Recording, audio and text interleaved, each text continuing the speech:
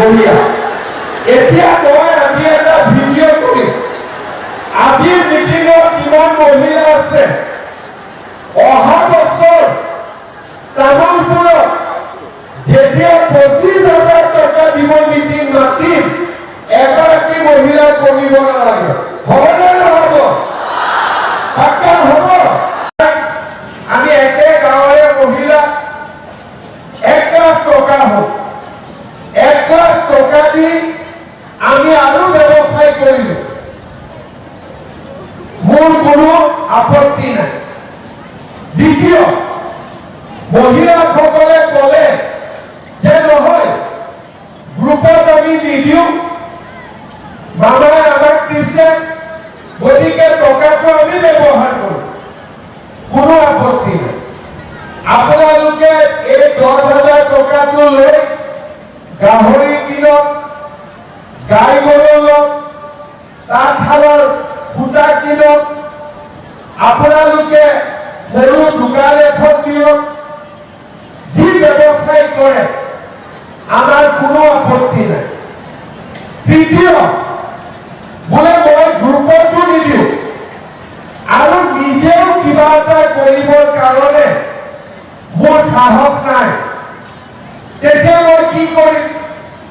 মোৰ হাজবেণ্ডেতো কিবা এটা কাম কৰে, মোৰ পতিয়ে কিবা এটা কাম কৰে, মোৰ স্বামীয়ে কিবা এটা কাম কৰে।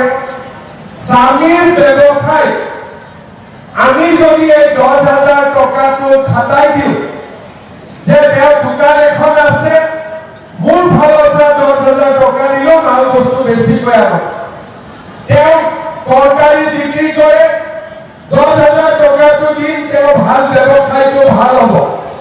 ঘৰৰে ব্যৱসায়, ঘৰত 2টা গৰু আছে, 3 নম্বৰ গৰুটো আমি কিনি আনিলো, গাই গৰু, আপত্তি নাই। গ্ৰুপত দিব পাৰো, নিজে খৰচ কৰিব পাৰো, আৰু নহলে আমি আমাৰ ঘৰৰ যিটো ব্যৱসায়, স্বামীৰ যিটো ব্যৱসায়, তাতেও আমি খৰচ কৰিব পাৰো। 6 মাহ পিছত, 7 মাহ পিছত আমি আপোনালোকৰ ঘৰলৈকে যাম। মই গ'লে চাহ তাহ খুৱাবনে নাই? কৰবাত কৰবাত মই যাম, কৰবাত কৰবাত আমাৰ অফিচাৰ বিলাক যাব। আমি আপোনালোকক সুধিম যে 10,000 টকাটো আপোনালোকে কেনেকে খৰচ কৰিব? বোলে মামাই যেনেকে কৈছিল তেনেকে খৰচ কৰিব।